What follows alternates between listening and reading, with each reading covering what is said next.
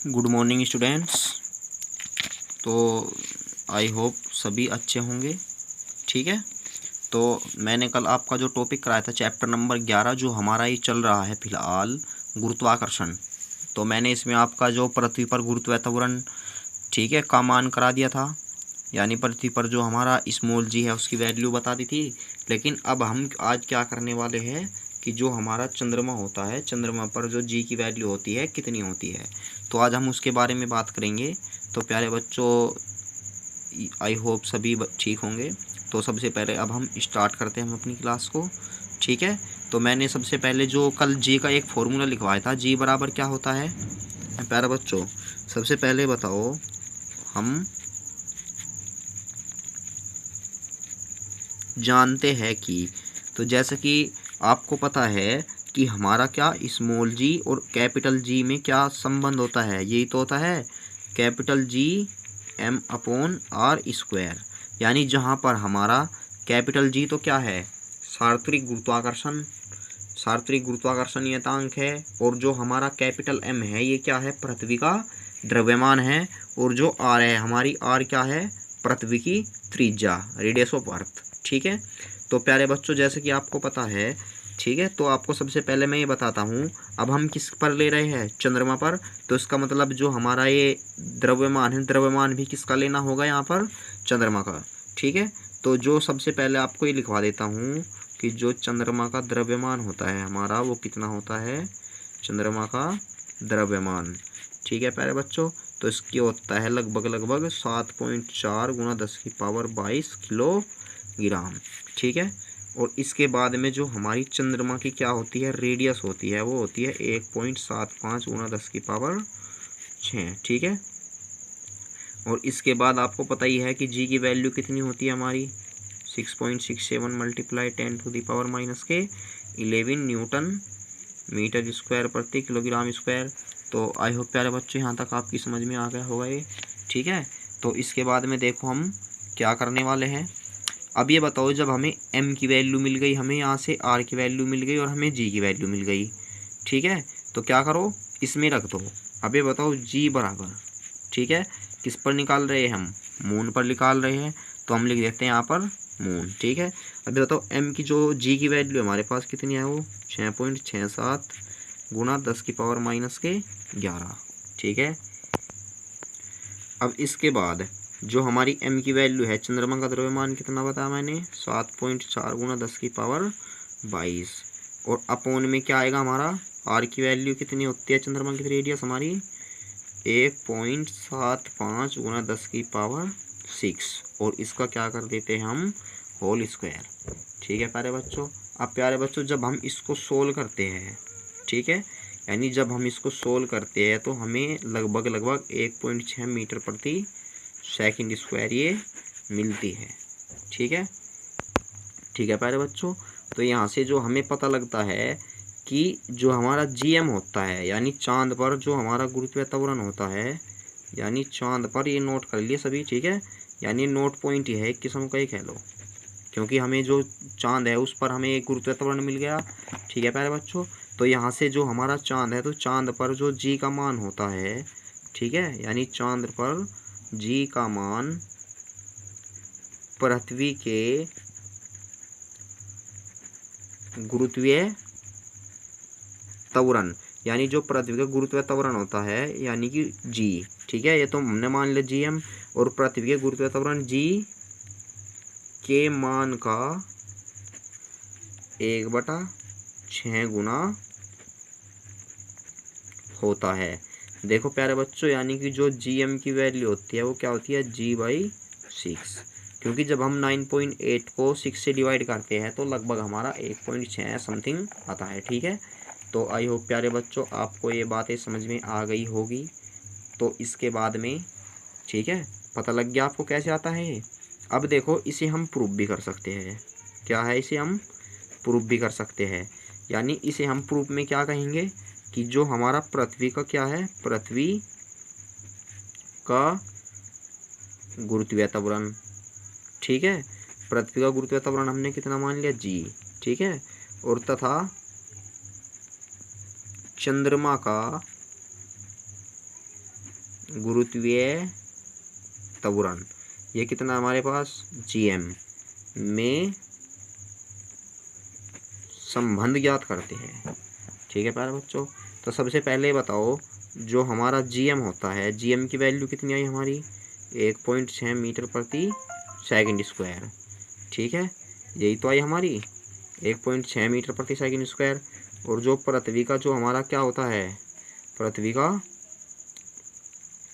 तब वो होता है हमारा पृथ्वी पर जो त्वरण होता है 9.8 मीटर प्रति सेकंड स्क्वायर, यही तो होता है। अब हमने यहाँ से एक समीकरण मान ली 1 और इसे मान ली समीकरण 2। जब हम समीकरण 1 को समीकरण 2 से क्या करते हैं, भाग लगा देते हैं, तो हमें क्या मिलता है gm/g। लेकिन इसकी वैल्यू कितनी है 1.6/9.8। अब देखो जब हम इसे इससे डिवाइड करते हैं तो लगभग 1/6 आता है। ठीक है, अब हमने जो हमारा gm आएगा, gm तो ये g हमारा पहुंच गया इसके अपोन में, तो g/, क्या हो जाएगा ये 6 हो जाएगा। ठीक है, तो अतः हम क्या कह देते हैं, अतः जो मैंने नोट में लिखवाई थी, ठीक है, तो नोट में मैंने क्या लिखवाई थी कि चंद्रमा की सतह पर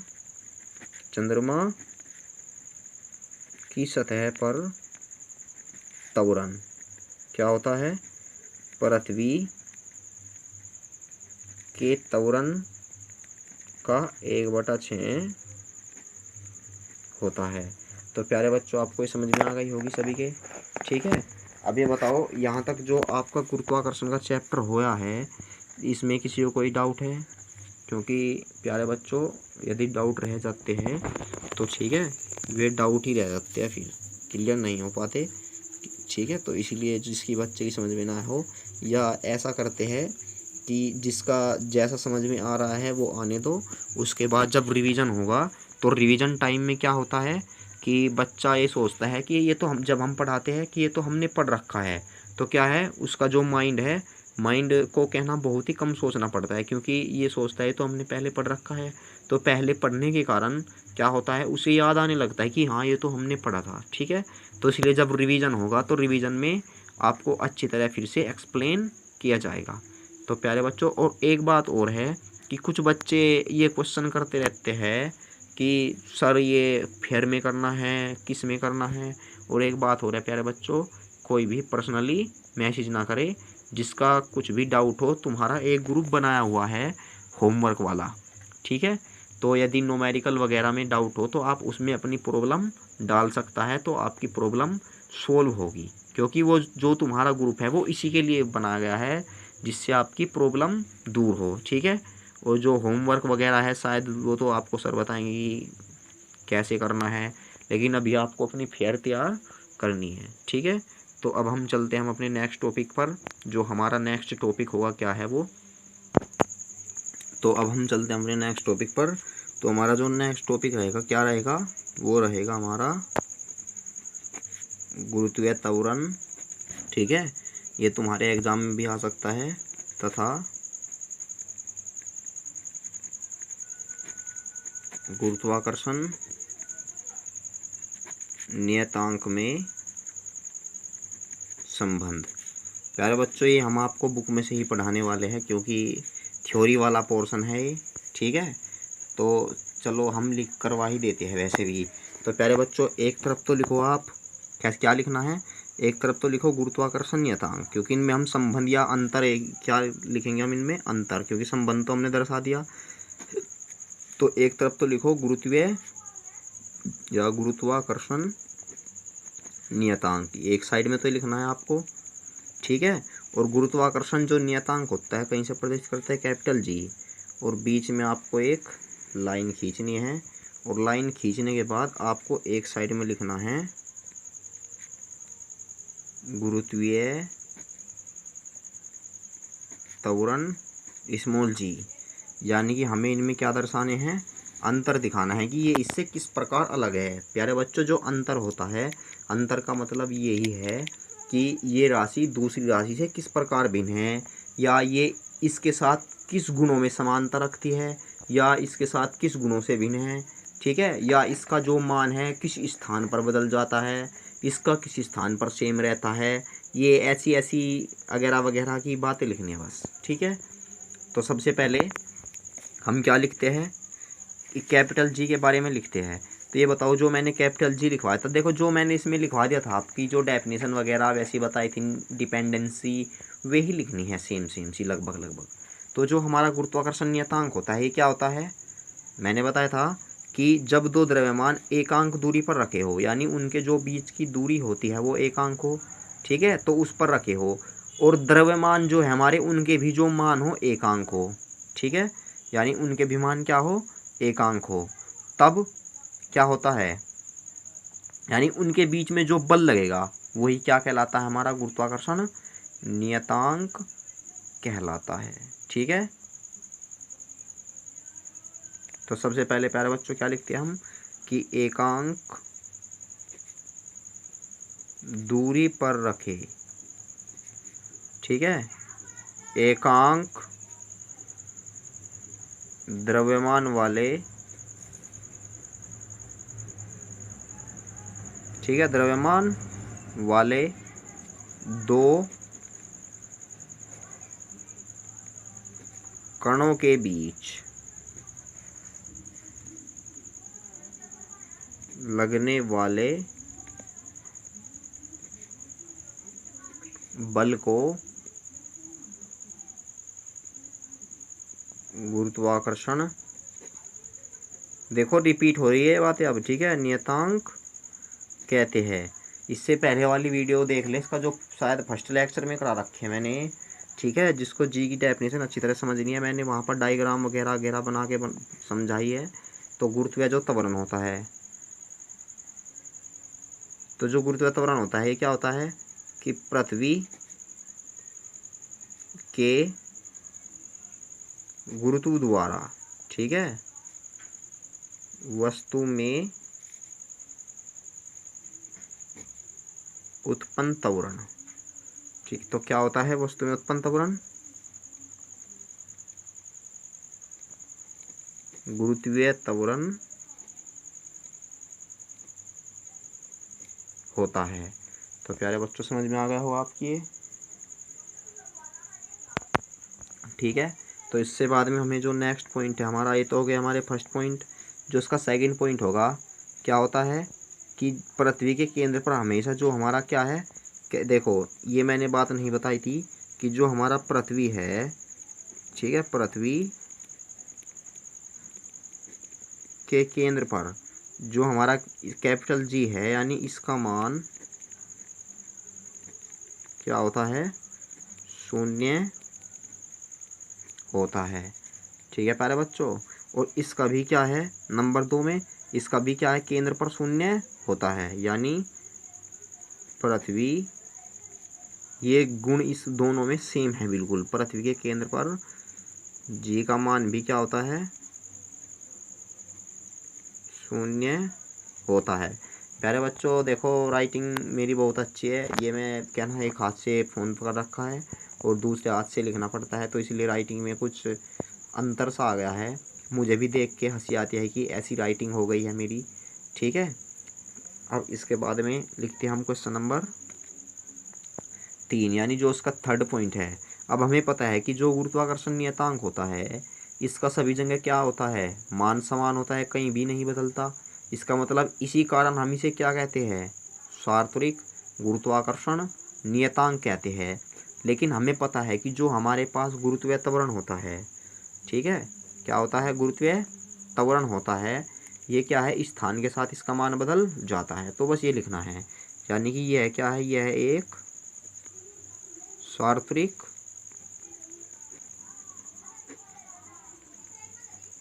नियतांक है। सार्वत्रिक नियतांक का मतलब बता अभी, सभी जगह समान। अब ये क्या है, ये इसमें क्या होता है कि जी का मान क्या है, स्थान बदलने पर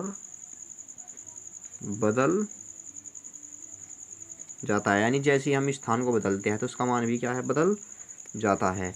और एक सबसे खास बात यह है कि जो कैपिटल जी है, यह तो है हमारी अदिश राशि। मैंने अदिश और सदिश राशि भी बताई थी ठीक है। और ये क्या है हमारी, यह एक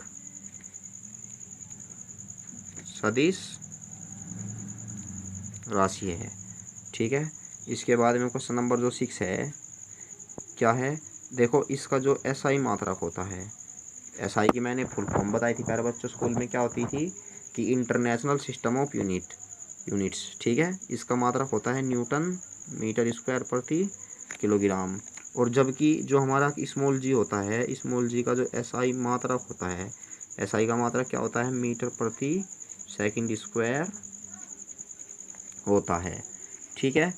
और हमें पता है कि जो हमारा इसका लास्ट पॉइंट होगा, क्वेश्चन नंबर 5, क्वेश्चन मतलब पॉइंट 5 है, क्वेश्चन नंबर 6, वो पॉइंट 6 क्या है कि यह है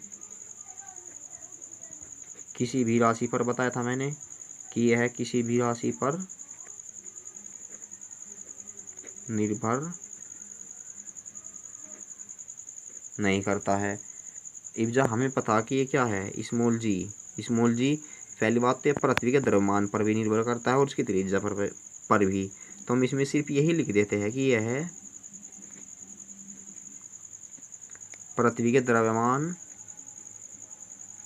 तथा त्रिज्या, ठीक है, पर निर्भर करता है। और निर्भर कैसे करता है, मैंने बताया था कि जो जी बराबर आया था हमारा, क्या आया था वो, GM/r², जहाँ जी तो था हमारा सार्थक नियतांक क्योंकि उसमें कोई भी परिवर्तन नहीं होता, और जबकि हमारा आर थी पृथ्वी की त्रिज्या, और जो एम था पृथ्वी का द्रव्यमान। तो इसका मतलब है कि जो स्मॉल जी है, स्मॉल जी का मान क्या है, हमारे पृथ्वी के द्रव्यमान पर भी निर्भर करता है। ठीक है। और नंबर 2 पे क्या है, इसकी त्रिज्या पर भी और उसके द्रव्यमान पर भी निर्भर करता है।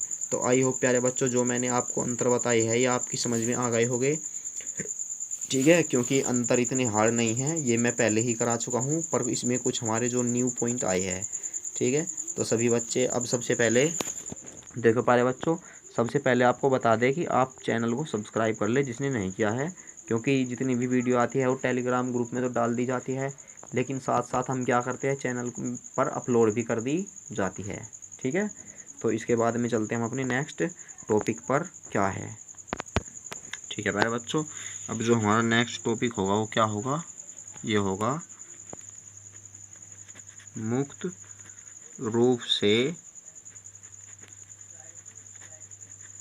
गिरते हुए पिंड के लिए, क्योंकि प्यारे बच्चों इसके न्यूमेरिकल बनेंगे यहाँ से, पिंड के लिए गति के समीकरण। ठीक है। अब मुक्त पिंड के लिए हम क्या निकाल रहे हैं, यहाँ पर गति के समीकरण निकाल रहे हैं। तो सबसे पहले देखो, जब हम मुक्त पिंड का मतलब होता है कि हमारे पास क्या है, कोई वस्तु है ये, ठीक है, ये ऐसी है, क्या है, हम इसमें न तो कोई नीचे को दबाकर फोर्स लगाकर ऊंचाई से क्या है, यानी हमने पकड़ी और पकड़ने के बाद अपने हाथ खोल दिया, यानी कि इस पर कुछ भी बल नहीं लगाया, बस अपने आप गिर रही है। जैसे कि आपने, चलो ये छोड़ो, जैसे कि आपने देखा है कि किसी भी चिड़िया का पंख क्या है, लिकड़ के अपना आप ही गिर जाता है, तो क्या है, कोई भी दबाव नहीं लगाना पड़ता। तो इसी प्रकार क्या है, बिना दबाव के हम इस गोले को नीचे घेरते हैं। ठीक है।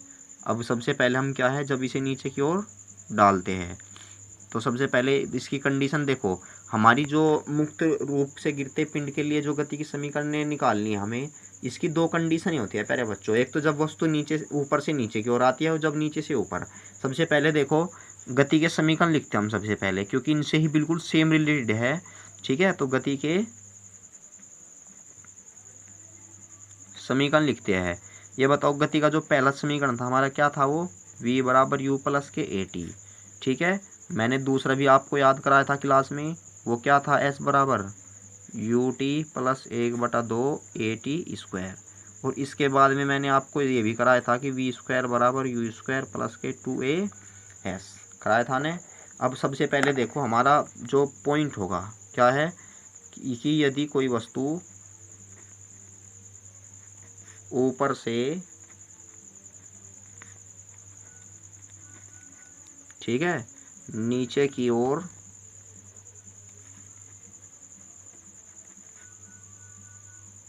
गति कर रही है, तो तो प्यारे बच्चों जब भी हम ऊपर से नीचे या नीचे से ऊपर की ओर निकालते हैं तो वहाँ पर जो ए का मान है वो तो करता है जी के बराबर, ठीक है, और जो एस का मान है वो करता है एच के बराबर, और सेम राशि हमारी जो कि तो रहती है। और एक बात और है, जब कोई वस्तु नीचे से ऊपर की ओर आती है तो वहाँ पर लेते हैं हम प्लस के जी, और जब कोई वस्तु नीचे से ऊपर जाती है तो वहाँ लेते हैं हम माइनस के जी। ये क्यों लेते हैं? क्योंकि ग्रेविटी लगती है हमारी नीचे की ओर, तो इसका मतलब जो त्वरण है वो ग्रेविटी के समांतर ही आता है, तो इसलिए ले लेते हैं पॉजिटिव। अब जो हम नीचे से ऊपर की ओर फेंकते हैं तो ग्रेविटी के विरुद्ध कार्य कर रहे हैं, तो इसका मतलब जो हमारी क्या है जी की वैल्यू है वो इस क्या है, इसके ग्रेविटी के विरुद्ध है, तो इसलिए हम निगेटिव लगा देते हैं। यानी फिजिक्स में ज़्यादातर जो निगेटिव चिन्ह रहता है ये विरोधाभास को ही दर्शाता है कि वस्तु क्या है, किसी के विपरीत दिशा में चल रही है, ठीक है। तो यहाँ से एस की वैल्यू कितनी लेंगे हम, एच। तब हमारे क्या है गति के समीकरण क्या होंगे, एक तो होगा v बराबर क्या था u प्लस के टी, तो ए जी क्या लगाना है, जी लगाना है के स्थान पर। एक था s, तो s के स्थान पर क्या लेते हैं हम h, क्योंकि वस्तु ऊंचाई पर ही तो फेंकी जाती है, तो u T plus 1/2 A T square था, तो a का मान रखते हैं g। इसी प्रकार v square plus you square plus के 2gh। तो समझ में आ गया प्यारे बच्चों ये। अब एक तो कंडीशन ये हो गई, तो दूसरी कंडीशन क्या है हमारी कि यदि वस्तु ऊपर की ओर गतिमान हो। तो सबसे पहले प्यारे बच्चों देखो, जब वस्तु ऊपर की ओर क्या हो, गतिमान हो, ऊपर के लिए हम क्या लेते हैं माइनस के जी। अभी बता निगेटिव क्यों लेते हैं, तो समीकरण क्या होती है v बराबर u प्लस के ए टी, लेकिन प्लस की ए की जगह हम क्या लेते हैं माइनस के जी, तो प्लस माइनस माइनस। अब यहाँ से h बराबर क्या होगा यू टी माइनस के 1/2 जी टी स्क्वायर। इसी प्रकार जो हमारी v स्क्वायर बराबर यू स्क्वायर क्या होता है माइनस के 2gh। तो हमारी यह समीकरण होगी।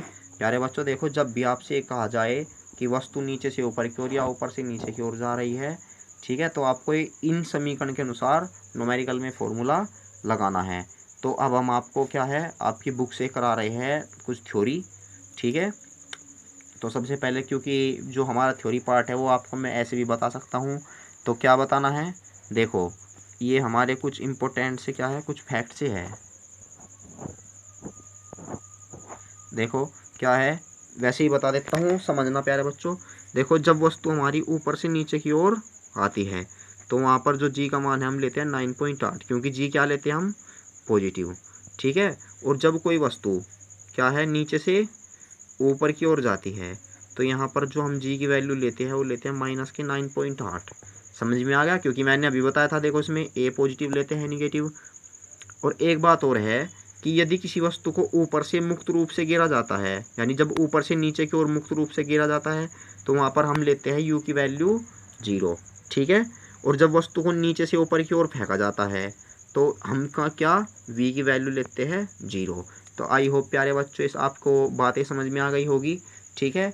तो आज हम आपको जो आपकी क्लास में कराया है या सभी अपने फेयर में कर ले, ठीक है प्यारे बच्चों। आज तो इसका आज हमारी क्या है तबीयत सी थोड़ी सी अच्छी है, ठीक है। कभी ये सोचो कि ये कह रही है सर बेकार है, क्योंकि कुछ ने सोच लिया भी होगा कि जब सर ने कहा कि तबीयत का नाम लिया, ठीक है। क्योंकि घर में आज घर में शादी भी है, तो 2 दिन का जो हमारा क्या है 2 दिन का जो समय है वो कुछ थोड़ा थोड़ा मिलेगा आपको। तो जितना भी मिले आप उसको क्या है अच्छी तरह क्या करें, उस समय को अब आप अच्छी तरह यूज़ करें जो आपको पढ़ाया गया है, ठीक है, उस समय में। तो सबसे पहले प्यारे बच्चों आपसे अलविदा लेते हैं हम अब। तो ये लो इसके स्क्रीनशॉट ले लेना और स्क्रीनशॉट लेकर अपनी फेयर में कर लेना। तो इसमें किसी बच्चे को डाउट नहीं है तो एक बार और देख लो, जब नीचे से ऊपर से नीचे की ओर फेंकी जाती है मुक्त अवस्था में यू की वैल्यू लेते हैं 0, जी की वैल्यू लेते हैं पॉजिटिव, ठीक है। क्योंकि जी की वैल्यू अभी बताई थी 9.8 आई थी, और जब नीचे से ऊपर की ओर फेंकते हैं वहाँ पर लेते हैं v की पावर 0, और जो जी की वैल्यू लेते हैं हम 9.8। तो प्यारे बच्चों बस यही बात बतानी थी, ठीक है। और इससे अलग इसमें इसके जो न्यूमेरिकल होते हैं उसमें कुछ नहीं लगने का। तो अब हम देखो प्यारे बच्चों उसे भी एक बार आपको दूसरे वाला भी दिखा देते हैं। चलो छोड़ो, जितना हुआ सो हुआ।